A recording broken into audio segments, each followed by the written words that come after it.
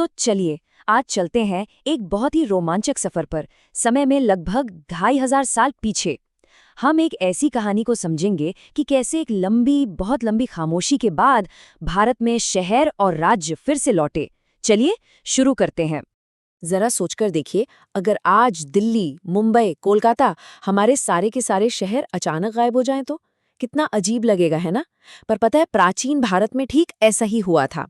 एक महान सभ्यता थी, सिंधु घाटी सभ्यता, जिसे भारत का पहला शहरीकरण कहते हैं।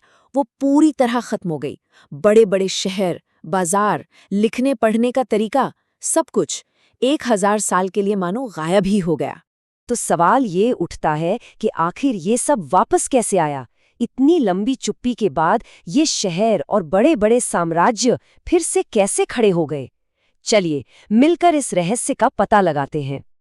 आज की हमारी इस कहानी में हम देखेंगे कि भारत के शहर वापस कैसे लौटे। फिर हम मिलेंगे उस जमाने के सुपर पावर्स से, यानी महाजनपदों से। जानेंगे कि वो राज कैसे करते थे। उस एक चीज के बारे में पता लगाएंगे जिसने सब कुछ बदल दिया, और आखिर में देखेंगे कि उस समय का समाज कैसा था। तो हमारी कहानी की शुरुआत होती है एक नदी के किनारे से, गंगा के मैदानों से। यहीं पर भारत के दूसरे शहरीकरण की नींव रखी गई। यहीं पर छोटे छोटे गांव धीरे धीरे बड़े राज्यों में बदलने लगे। ये सब शुरू हुआ जनपद से। देखो, जन का मतलब है लोग और पद का मतलब है पैर। तो जनपद का सीधा सा मतलब हुआ वो जगह जहां लोगों ने पहली बार अपने पैर रखे और बस गए। सोचो, जैसे कुछ दोस्त मिलकर एक नई जगह खोजते हैं और वहां अपना ठिकाना बना लेते हैं। कुछ वैसा ही था जनपद। ये छोटे छोटे इलाके थे जिनका अपना एक राजा होता था। फिर जैसे जैसे समय बीता, व्यापार बढ़ा और ये छोटे छोटे जनपद आपस में जुड़ने लगे, तो वे और भी बड़े और शक्तिशाली हो गए। ठीक वैसे ही जैसे छोटे छोटे राज्य मिलकर एक बड़ा देश बनाते हैं। इन्हीं बड़े और ताकतवर राज्यों को कहा गया महाजनपद, यानी महान जनपद। तो चलिए अब मिलते हैं इस नए युग के असली हीरो से, उन 16 महान महाजनपदों से जिन्होंने इतिहास को एक नया मोड़ दे दिया। जरा इस नक्शे को देखिए। ये हमें दिखाता है कि ये 16 महाजनपद कहाँ-कहाँ बसे थे। क्या आप ध्यान से देखकर बता सकते हैं कि ज्यादातर महाजनपद किस इलाके में हैं? हाँ, बिल्कुल सही, गंगा के उपजाऊ मैदानों में। तो सवाल है कि भाई गंगा के मैदान ही क्यों? इसके पीछे ना 3 बड़े कारण थे। एक, यहाँ की जमीन खेती के लिए बहुत ही उपजाऊ थी, जिससे सबको भरपूर खाना मिलता था। 2, आसपास की पहाड़ियों में लोहे के भंडार थे, जो उस जमाने का समझो सुपर मटेरियल था। और 3, ये इलाका नए व्यापार मार्गों का सेंटर बन गया था, जैसे आज के बड़े बड़े हाईवे होते हैं। अच्छा, ये बड़े बड़े राज्य तो बन गए, पर सवाल ये है कि इन पर शासन कैसे होता था? और इसका जवाब ना बहुत दिलचस्प है, क्योंकि उस समय एक नहीं बल्कि 2 तरह के राज हुआ करते थे। एक तरफ थे राजतंत्र, जैसे मगध, जहां राजा का बेटा ही अगला राजा बनता था, सिंपल। लेकिन दूसरी तरफ, और ये बहुत मजेदार है, वज्जी और मल्ल जैसे राज्य थे, जिन्हें गण या संघ कहा जाता था। आप इसे एक तरह का टीम रूल समझ सकते हैं। यहाँ असली पावर एक सभा के हाथ में थी, जैसे स्कूल में एक स्टूडेंट काउंसिल होती है। और सबसे हैरान करने वाली बात, यही सभा मिलकर अपना राजा चुनती थी। मतलब ये जो गणसंघ थे ना, ये दुनिया के सबसे पुराने गणराज्यों में से एक थे।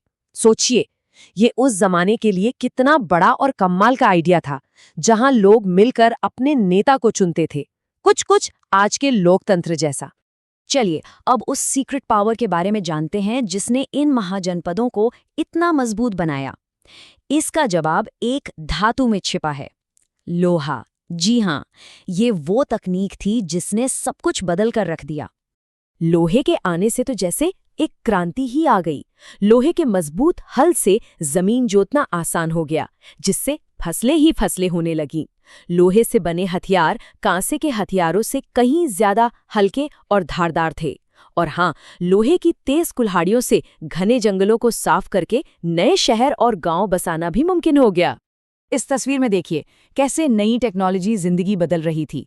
लोहे के साथ साथ एक और बड़ा आविष्कार हुआ, सिक्के, जिन्हें आहत सिक्के या पंच मार्क्ड कॉइन कहते थे। सिक्कों के आने से व्यापार करना बहुत आसान हो गया। अब सामान के बदले सामान देने का झंझट खत्म। तो चलिए अब भारत के इन दो शहरीकरण के दौर की एक छोटी सी तुलना करते हैं। पहला शहरीकरण सिंधु घाटी में हुआ, जहां तांबे और कांसे का इस्तेमाल होता था, जबकि दूसरा शहरीकरण गंगा के मैदानों में हुआ और यहाँ का सुपर हीरो था लोहा। और एक बड़ा फर्क ये भी था कि दूसरे शहरीकरण के बारे में हमें खुदाई के साथ साथ उस समय की किताबों से भी बहुत कुछ पता चलता है। अब एक आखिरी और बहुत जरूरी सवाल, इतना बड़ा और मिला-जुला समाज खुद को व्यवस्थित कैसे रखता था? इसके लिए उस समय एक खास सामाजिक सिस्टम बनाया गया था। इस सिस्टम को वर्ण जाति व्यवस्था कहते हैं। इसे ना आप एक बहुत बड़े स्कूल की तरह समझ सकते हैं, जहां अलग अलग क्लास के बच्चों के अलग अलग काम होते हैं। वर्ण सामाजिक भूमिकाएं तय करते थे, जैसे कौन पढ़ाएगा, कौन रक्षा करेगा, और जाति लोगों के काम से जुड़े ग्रुप होते थे, जैसे किसानों का ग्रुप, लोहारों का ग्रुप या व्यापारियों का ग्रुप। शुरू में तो इस व्यवस्था ने समाज को एक साथ जोड़े रखने में, उसे चलाने में मदद की, लेकिन समय के साथ ये बहुत पक्की और सख्त होती चली गई और इसी वजह से समाज में ऊंच नीच और भेदभाव भी पैदा हुआ, जो एक बड़ी समस्या बन गया। और अंत में एक बहुत ही कमाल की बात, उस युग की कई राजधानियां जैसे मथुरा और वाराणसी आज भी भारत के बड़े और महत्वपूर्ण शहर हैं। ये हमें सोचने पर मजबूर करता है ना कि 2500 साल पहले उन्होंने कितनी मजबूत नींव रखी होगी, जो आज भी कायम है।